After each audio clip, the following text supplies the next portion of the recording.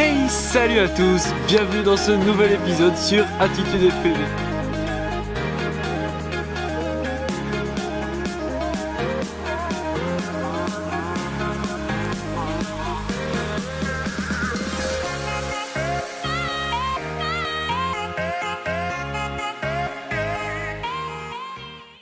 Hey, salut à tous. Bon, alors aujourd'hui, on va faire un truc que j'ai encore jamais fait pour l'instant. C'est un test donc sur mon quad, le Rigid Cross 202. On va faire un test avec les hélices, c'est-à-dire est-ce que le pas des hélices ça change vraiment quelque chose.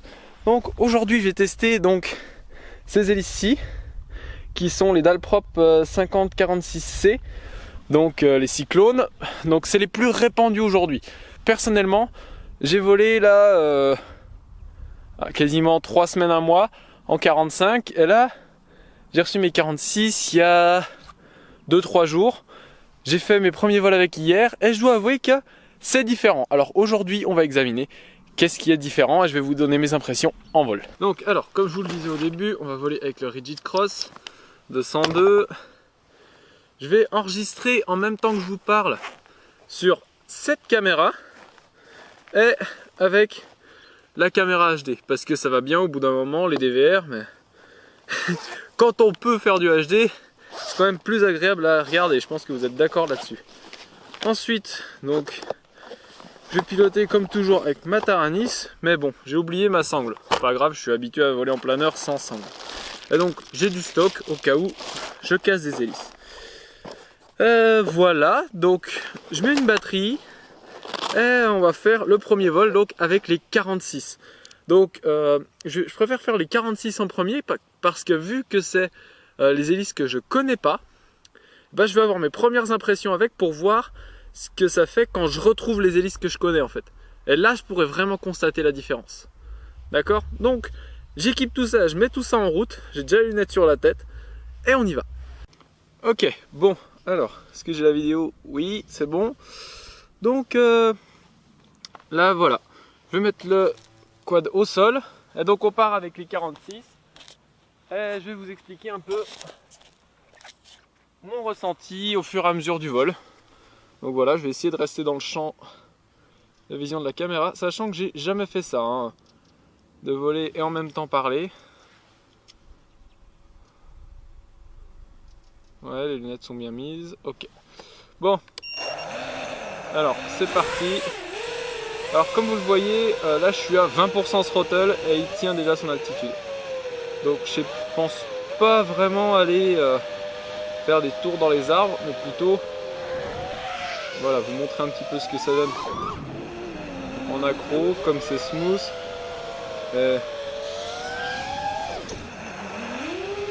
C'est vraiment voilà, des hélices qui, comparées aux 45, d'après mes souvenirs, de ce que j'ai pu comparer la dernière fois, voilà, permettent d'accrocher. Là, je suis même pas monté au-delà de 50% throttle. Hein. Là, je suis à la moitié du gaz. Donc, comme vous le voyez, il n'y a pas besoin de beaucoup de gaz pour que ça accroche bien en virage. Donc, c'est le gros avantage de ces hélices, je trouve. C'est que vraiment, il n'y a pas besoin de grand-chose pour que ça accroche.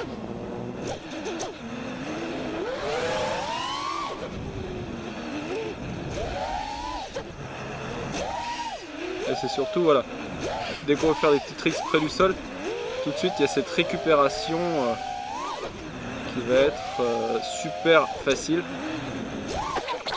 Ou pas. Bon, c'est bon, je suis à l'endroit, ça repart. Ah, par contre j'ai une hélice dévissée, donc on va rentrer doucement.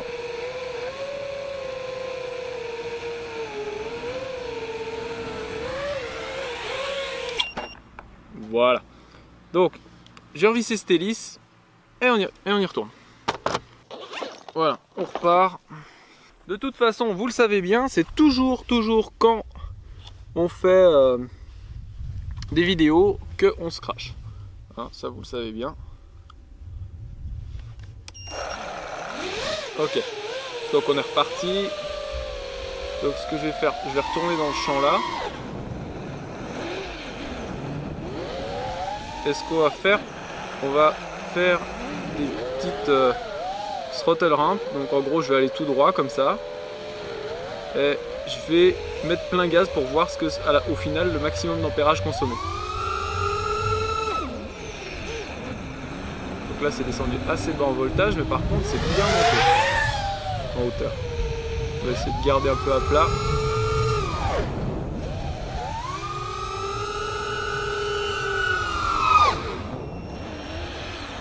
Voilà, c'est descendu assez bas par contre. Là je suis descendu à 12 volts. Donc ça a bien pompé quand même. Par contre ce que j'adore c'est vraiment la manœuvrabilité en accro de ces hélices. C'est juste génial quoi, elles accrochent super bien. Il y a possibilité voilà, d'être super smooth, même avec un peu de vitesse.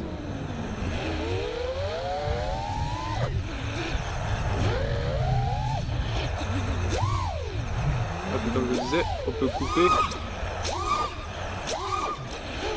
Donc un peu d'autre throttle trop tard. Donc puis voilà, la consommation n'est pas énorme non plus, hein, puisque donc 46 de part. Donc on va faire des virages avec un peu de vitesse, un peu serré. Donc je vais pas les serrer à mort non plus, parce que c'est ma première batterie quand même. Donc vous voyez que ça accroche quoi.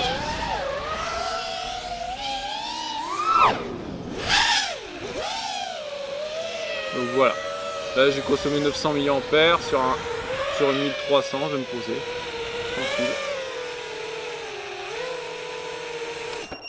Voilà, donc on a été à 108 ampères en pointe avec une chute à 12 volts 4. Donc concrètement, c'est pas énorme, mais c'est quand même beaucoup plus je pense que les 50-45. On va voir ça tout de suite. Bon voilà, de retour, donc avec ce coup-ci les 50-45 de monter dessus. Donc toujours bien vérifier qu'elles sont toutes dans le bon sens. Là pour ce coup là c'est bon. Donc voilà. On va tout simplement refaire à peu près le même vol. Donc là j'ai fait 3 minutes 25 avec, en consommant 930 mAh avec 108 ampères en pointe. Donc on va voir ce que ça donne avec les 45. Ok, donc on y retourne.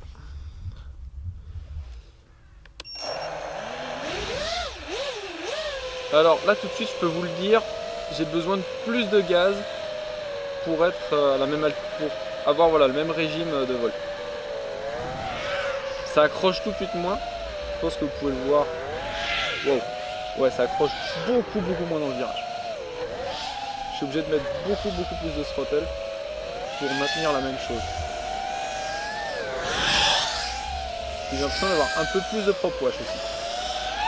Parce que du coup, vu que je suis obligé d'avoir un plus haut régime moteur en fait, j'ai l'impression... Ouais, puis là je suis passé beaucoup plus près du sol que ce que je pensais. Waouh, oui. Oh putain, oui, ça porte pas.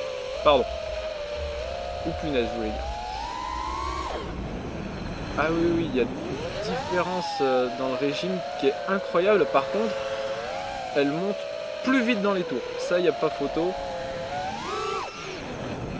Ça, plus réactive, ça, il n'y a pas photo.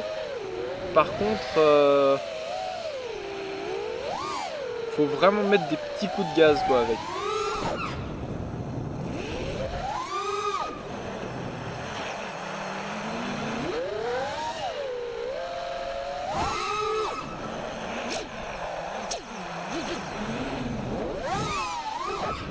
Ouais, faut mettre des plus gros coups de gaz, ça y a pas photo, pour conserver la même chose.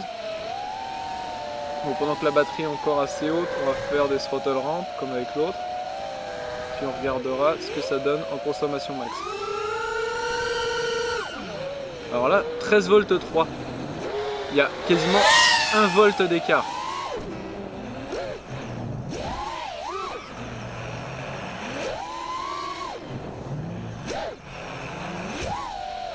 On va juste faire un petit test de prop wash, je ne l'ai pas fait avec l'autre.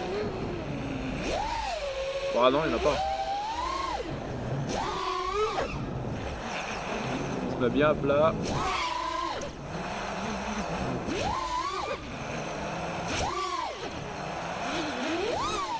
Ouais, j'ai touché.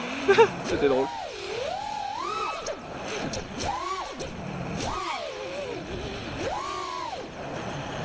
Ouais, moi ça me paraît vraiment pas mal quand même. Il n'y a quand même pas photo. Enfin, niveau snappiness, donc par rapport au fait de la réactivité pour le freestyle par exemple, j'ai vraiment l'impression que ces hélices donnent plus quoi. C'est plus réactif aux petits coups de manche.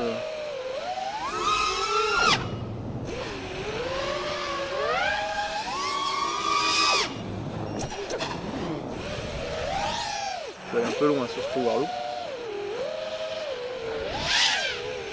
Mais pour ce qui est de tourner autour des arbres, je les trouve un peu moins nerveuses en bateau quoi. Faut mettre plus de gaz, tout simplement. Bon. Alors voilà, là je fais à peu près le même chrono et j'ai consommé 30 mAh de moins.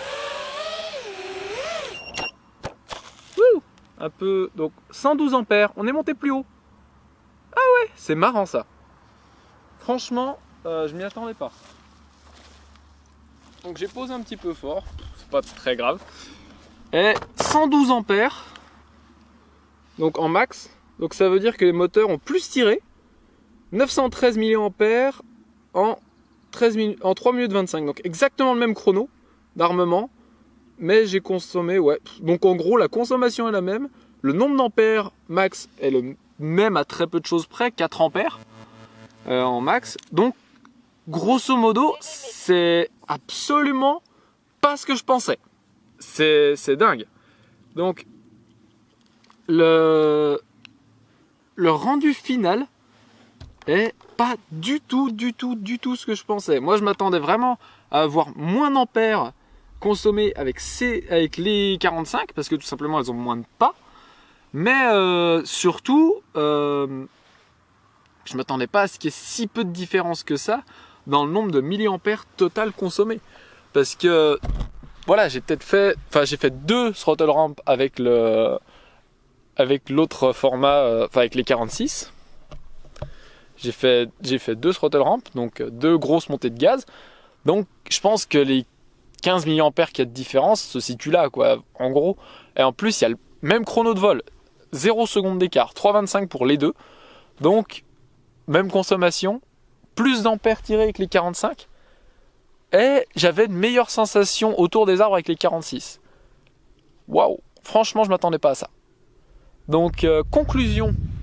Donc, selon les chiffres, selon un peu mes sensations, eh bien, visiblement, les 50-46 eh bien, sont meilleurs en performance et en feeling. En tout cas, avec ces moteurs. Donc, bien sûr, je vous parle par rapport à mes moteurs. Hein. Donc, juste, ça a moins tiré sur la batterie. Après, celle-ci, elle est quand même bien chaude. Celle-ci, elle a beaucoup moins de cycles déjà que l'autre. Donc, ça peut jouer un petit peu aussi. Mais globalement, le voltage est un peu moins descendu, mais il y a eu plus d'ampères de tirés. Parce que je pense que c'était peut-être plus possible. Ça dépend peut-être aussi de la batterie, si le nombre de C a déjà chuté ou pas. Si elle était plus chaude, moins chaude. Ça peut jouer, je pense. Mais voilà, que 4 ampères d'écart. Au final, meilleur feeling avec les 46. Donc, comparaison pour les 45 ou les 46. Bah là, pour le coup, je donnerais les 46 gagnantes. Hein. Enfin, pour mon feeling en tout cas. Parce que la conservation d'altitude en virage est beaucoup plus facile avec les 46 qu'avec les 45. Alors, je vais vous donner un petit peu mes sensations que j'avais aux manches, même si je vous ai un petit peu retranscrit en temps réel. En gros, donc je vais me retourner. En gros, donc je pilote en mode 1, pour ceux qui ne savent pas. Donc je pilote en mode 1, et en fait, en gros, avec les 50-46, comme je l'ai dit, en virage, je dépassais très rarement milieu de gaz. Avec les 45, j'allais souvent jusque là. Donc ça fait à peu près 20% de gaz en plus. Hein. Voilà, vous voyez bien, ça fait 2 traits en plus. Et là, j'étais là avec les 46. Donc ça fait ça de différence en virage. Et je pense que vous avez vu, ça allait plus vite avec les 46 qu'avec les 45. Clairement, ça allait plus vite. Et pour avoir à peu près la même vitesse, avec les 45, en fait, j'étais obligé de mettre plus de gaz. Donc concrètement, sur l'enduro, avec des 45, ça doit consommer plus. c'est vraiment intéressant parce que ce que je pensais avant cette vidéo, c'est exactement l'inverse. Comme quoi, j'ai bien fait d'acheter 7 paquets de dalles 50-46 parce que en perfo, au final, eh ben, elle s'avère meilleure que les 45. Remarque, c'est ce qui était annoncé sur le site de Dalle. Et bon, je tenais à faire ma propre expérience. Donc voilà, je suis super étonné. C'est surtout le nombre de milliampères, enfin le nombre d'ampères max. Quoi. Il y a 4 ampères d'écart. Et pour les deux cas, bah, j'étais plein gaz et je l'ai gardé le même temps. J'ai gardé à peu près 4 secondes dans les deux cas. Donc c'est assez impressionnant. Franchement, bravo Dalle, parce que grosse amélioration du coup. J'avoue que pour le freestyle, les 46 sont meilleurs. Et du coup, bah, vu qu'il y a un peu plus de pack, qu'il y a plus de vitesse, qu'il y a plus d'accroche, pour la race, elles sont mieux aussi certainement. Donc voilà, c'était ma vidéo d'aujourd'hui. J'espère vraiment que vous l'avez aimé. Si vous avez aimé, n'hésitez pas à partager la chaîne avec vos amis et tout ça. Voilà. Et surtout, si vous avez aimé cette vidéo, mettez un like. Et si vous ne l'êtes pas déjà, bah, abonnez-vous. Merci à vous d'avoir regardé cette vidéo et à la prochaine. Ciao.